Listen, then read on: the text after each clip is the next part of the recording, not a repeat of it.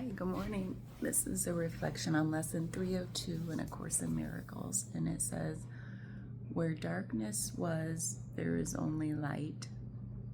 I think that's what it says. That's the gist anyway. Is this thing blurry? Oh, I think it's me. I just put in my contacts, and now that I'm over 40, apparently it happens right around then, I can't see up close with my glasses. But it is low light in here, so I just wanted to make sure it was okay. So this lesson, where there was darkness, there's only light. My first question was, this lesson was talking about how now we can see that darkness is of our own imagining. Like whenever we are, I think darkness being like kind of suppressed, like cloudy, down, dark of mind, like depressed.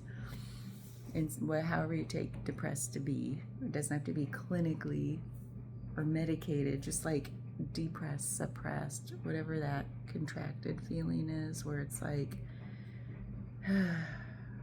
you know, it's of our own imagining. Like it's all from inside that happens. And then you might say, well, people might say, not you, but people might say, well, there's dark stuff happening in the world and it really gets to me. You know, we hear that all the time. That's why like so many interactions, people are just so like, but you know, the blame gets put toward the outside, understandably, because there's a lot of dark stuff happening in the world. There always is, there always has been, there always will be. Maybe not always will be, who knows? But there always has been somewhere in the world, and I feel like we get caught in this cycle of like, whatever tragedy is happening now is like the worst thing that's ever happened. Like things are coming to a head. It's like, if you look back over all the wars, the famines, the plagues, like there have been some really dark times. The genocides, oh my God, the gun violence, the whatever you want to call it, it's been happening for a long time. And then we like to look at statistics like, well, but yeah, it's getting worse. It's like, but is it? We just never had the means to measure things before. That's all that science is like our tools of measurement are getting more honed, that we can finally see what's been there all along, and we can categorize, measure, label, and then we're like, see, it exists now. It didn't exist then. No, we just didn't have the proper tools of measurement, or we didn't know how, or we didn't think creatively enough. You know, we didn't evolve yet to this point of being able to like imagine how to measure something. So it's all these things. That's what this lesson made me think of. It's like the darkness has always been there, but so has the light. And our ability to see one or the other, it's not because of what's going on out there, it's because of what's going on in here. In that book, A Course in Miracles, has said this over and over and over again in different ways. So immediately what I thought about with this lesson is like, oh, saying the same thing, just repeating some of these old lessons. But what it really spoke to me is about that the darkness is of our own imagining. And then I think about, well, what is that imagining? And I think about the people in my life or acquaintances or interactions I've had where I hear it coming. I actually hear the words, and underneath all the words of like this ho-humness or woe is me-ness or like whatever that depressive energy is that we all feel from one time to another, underneath it all, it feels like overwhelm. And I've been playing with that word lately, like, what is overwhelm? It feels like something is so big, so untackleable. I don't think that's a word. Like, we can't even imagine how to like eat the elephant, right? It seems like, isn't that a phrase? Okay, it seems so overwhelming. Like the overwhelm is like something is so big. How do I even imagine how to approach it? How do I get close to it? Because it's so big. Like something that feels big, you need to like distance yourself, right? So that you can take it all in. Because when it's like this, it feels like, whoa, too big, too close, too much. That reminded me of a quote from the movie High Fidelity. I've quoted it several times in these videos. It must be one of my favorites. Yeah, I love that movie. It's got some profound wisdom underneath all the pop culture references. So I think about overwhelm, and when I feel like, this is my own personal feeling about activism, a lot of it comes from really great, positive, bright places. But what I feel like a lot of times, or I should say, and what I feel like a lot of times is I feel a lot of it coming from the dark places of, I'm so overwhelmed. Don't you feel it too? Let's be overwhelmed together and resist. Like, and the resistance, if we come at stuff with that resistance energy, it feels like more like what you resist persists. It's like a fundamental law of this universe we live in. What if you meet resistance with resistance, is that going to create less resistance? So that's what I think about with like all the social media yelling like, I'm mad about this, and then the undertone of that is like, be mad with me. I need to feel connection, which is beautiful, right? We want to feel connected, because to tackle something so big and overwhelming, we can't do it alone, and we know that. So it's like we're gathering our troops. War. Like we're gathering our tribe is another word for that. Troops or tribe, you know. Let's be together in this. The beautiful part of that darkness feels like the desire for connection, to comfort each other, to be with each other. But what comes out is not that on the surface. It's not the overt. Let's connect. Sorry, I had to pause. I heard a cat destroying something. If you know, you know. You gotta address it in the moment.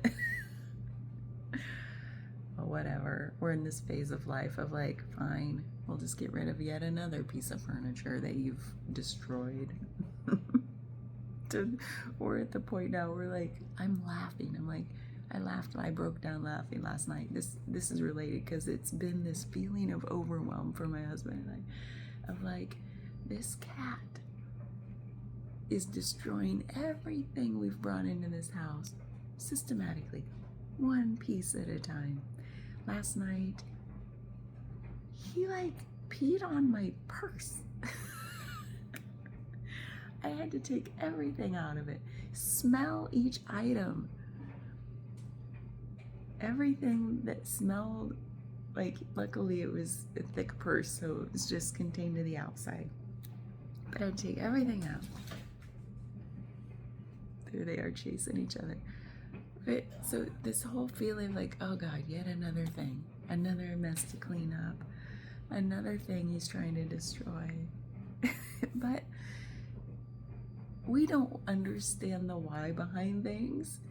Why? Now we're getting to the point of like, the frustration is so pervasive, so ever present, that it's like we've come to a breaking point of like, we don't want to feel like this anymore. What are some alternatives? Well, we do care for him deeply. We love him so much. I feel like I love him unconditionally. I can't speak for my husband, but I feel like he does too underneath all the frustration. So it's like, okay, what other possibilities exist for how to feel about it when he does these things? Now I just laugh and I'm like, okay. And when I emptied my purse, I'm like, yeah, I know I didn't need to be carrying around 5 pounds of stuff I never use, but just in the possibility I might need 10,000 flossers or 5 packs of tissues or whatever the hell that I don't need and don't use every day. Or like, I found some ridiculous things. And so I put everything in a grocery bag so I could wash my purse. And I'm like, okay, thank you, Kat, for bringing me back to reality. I don't need to carry around 5 pounds of stuff I don't use every time I pick up this purse, because I have chronic, because I carry everything on my left side. So I'm like, okay, that's another way I could choose to look at this. Thank you for helping me come back to reality with like that whole hypervigilance thing. I gotta be ready for every scenario. He's pointing out my trauma responses to me. Like, okay, fine. I don't need to be prepared to like eject out of this country in a moment's notice because I've got 5 packs of tissues and my passport and my checkbook, and like I have this camping spoon on one end, fork on another. Like, I have that. I have the most ridiculous things. Honestly, they all have come in handy at one point or another. But day in, day out, I don't need to carry that. It's so funny. So I just laughed and I'm like, thank you, kitten, for showing me how ridiculous I am. But I feel like back to the lesson, I mean, that's partly related. This feeling of overwhelm, underneath it all is beautiful. There's layers to everything, right? I always go back to like, what lens do I want to see this through? Because that's my inner world coloring my outer world. Like I'll see it through the lens of thank you for teaching me another way can exist. If I just get rid of the way I'm doing things now, or the idea that it has to look like this big purse full of all this stuff all the time, weighing me down. And oh, other options can exist. I might just need to carry my license today and see what might happen. Wow, that's a lot lighter than a 5-pound bag. It's probably 10 pounds. I have no idea. But it's like underneath it all, there was that desire for connection. I could choose to see this darkness through the lens of love, that, oh my God, we're all just desiring so deeply to connect over common values. Wow. Instead of left versus right, Democrat versus Republican, blue versus red. I'm on the side of peace, you're on the side of war, and the other side feels the same thing. I'm on the side of like individual rights, and you're on the side of trying to take away my rights.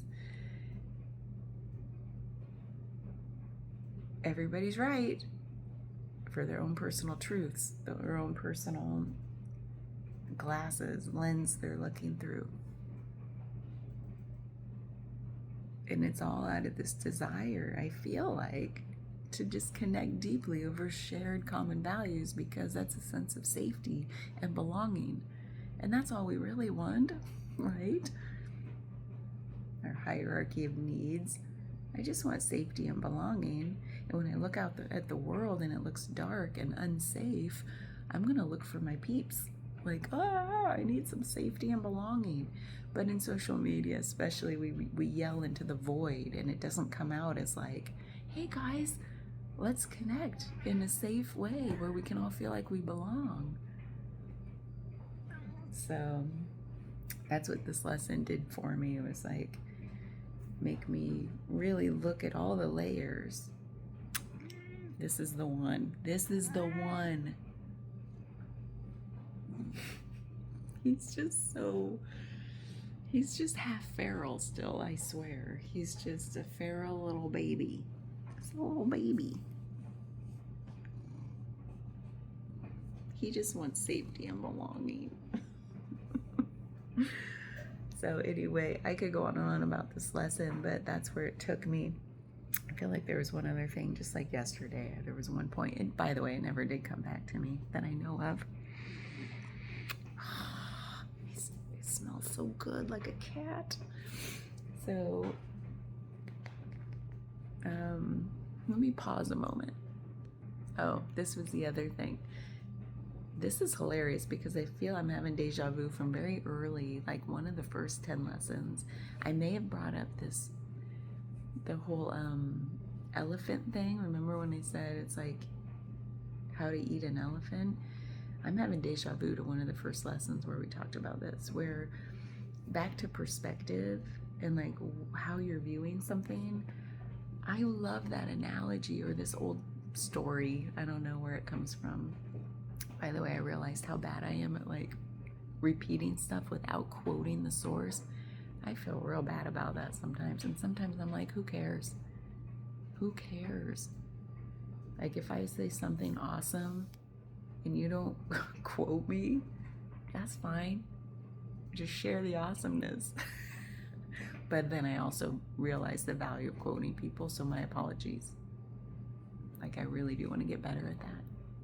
So I don't know where this comes from, but like there's an old wise prophecy, whatever you call it, about the blind man who like walks up to an elephant and touches the tail and thinks, oh, this is, oh God, I don't even know the story, do I? Just know the gist. And like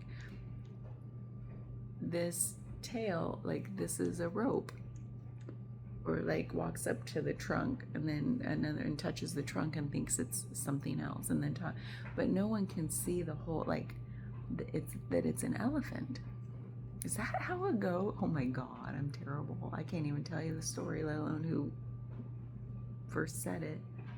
But anyway, you get the point. Like whatever our perspective, like if something is so big and we see this sliver of it, or what the news is telling us, or the headline we read and didn't even bother to read the story,